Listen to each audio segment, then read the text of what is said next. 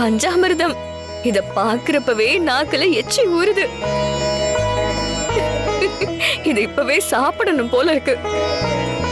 அதோட மலைத்தேனு, மலை வாழைப்பழம், நாட்டு சக்கரை, பேரிச்சம்பழம் கலந்து இருக்கிற பஞ்சாமிர்தத்தை பாக்குறப்ப எனக்கு முருகப்பெருமானோட நினைப்பு வந்துருச்சு.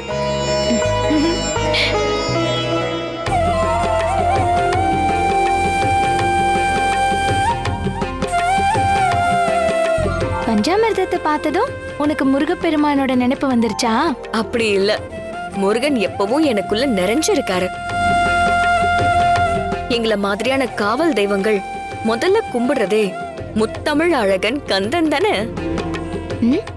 ஏன்னா காவல் தெய்வங்களுக்கு அபாயம்னு வரப்ப யாம் இருக்க பயமேன்னு துணைக்கு வரவன் தான் முருகப்பெருமான். அவர் பேரை சொல்ல சொல்ல எனக்குள்ள ஒரு தெம்பு வந்துரும். இந்த சந்தோஷத்துல பஞ்சாமிர்தம் சாப்பிட்டா இன்னும் தித்திப்பா இருக்கும்ல. உன் ஆசை அதுதானா? நாளையில இருந்து பாலோட சேர்த்து பஞ்சாமிர்தமும் எடுத்துட்டு வரேன்.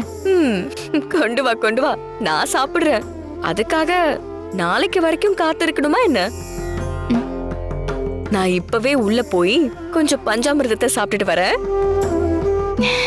சரி.